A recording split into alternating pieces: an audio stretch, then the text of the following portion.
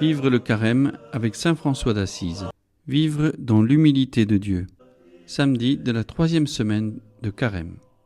Aujourd'hui, le Christ nous présente deux hommes qui, pour un observateur ordinaire, pourraient sembler presque identiques, car ils se trouvent au même endroit et font la même chose. Tous deux sont montés au temple pour prier. Mais au-delà des apparences, au plus profond de leur conscience personnelle, les deux hommes diffèrent radicalement.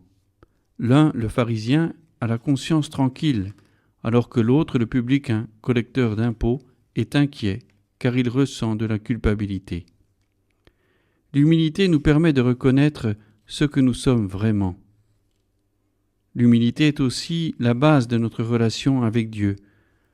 Songeons que, dans la parabole, le pharisien mène une vie irréprochable avec des pratiques religieuses hebdomadaires. Il va même jusqu'à faire l'aumône, mais il lui manque l'humilité.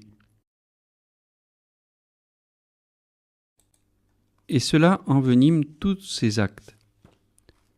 Ce que François a compris, c'est que pour voir l'humilité de Dieu dans le monde, on doit vivre dans le mystère du Christ. L'humilité de Dieu se révèle dans l'humilité du Christ. C'est le Christ qui nous mène au mystère de Dieu parce que le Christ est sacrement de Dieu. Cependant, nous ne pouvons vivre dans le Christ que lorsque nous avons l'Esprit du Seigneur. Désirez par-dessus tout, disait saint François, avoir l'Esprit du Seigneur. L'Esprit du Seigneur nous rend capables de pénétrer les profondeurs de la réalité créée où Dieu est caché, comme saint Paul l'écrit, parce que l'Esprit atteint les profondeurs de toutes choses, même les profondeurs de Dieu.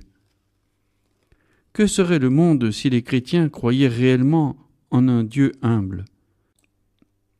Et si suivre un Dieu de pauvreté et d'humilité les conduisait à abandonner leur opinion, préjugés et jugements, afin de pouvoir être plus ouverts pour aimer, comme Dieu, les autres là où ils sont? François a parcouru le monde en suivant les traces du Christ, non pour ressembler au Christ, mais parce qu'elles étaient les traces de l'humilité divine. Il a découvert que Dieu descend par amour pour nous rencontrer là où nous sommes. Il a trouvé Dieu dans les formes les plus inattendues. La chair défigurée du lépreux, les récriminations d'un frère, le rayonnement du soleil, en bref, le cloître de l'univers. La sagesse de François nous fait réaliser que Dieu nous aime dans notre humanité incomplète, même si nous fuyons toujours en essayant de nous débarrasser de défauts, de blessures et de fractures. Si seulement nous pouvions voir que Dieu est là, dans les brèches de nos vies humaines brisées, nous serions déjà guéris. L'humilité de Dieu veut dire acceptation. Dieu accepte la chair humaine ordinaire et fragile pour révéler sa gloire, en sorte que, à notre tour, nous puissions accepter les autres comme révélation de Dieu. Le Christ dévoile la beauté du monde comme le rayonnement de Dieu.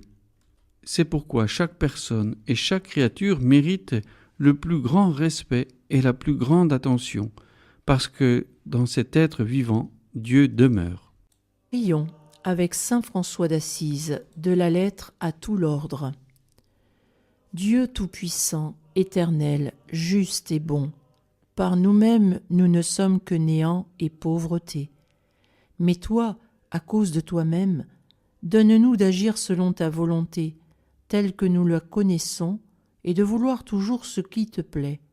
Ainsi, nous deviendrons capables, intérieurement purifiés, illuminés et embrasés par le feu du Saint-Esprit, de suivre les traces de ton Fils notre Seigneur Jésus-Christ, et par ta seule grâce, de parvenir jusqu'à toi, très haut, qui en Trinité parfaite et très simple unité, vis et règne et reçoit toute gloire, Dieu Tout-Puissant dans tous les siècles.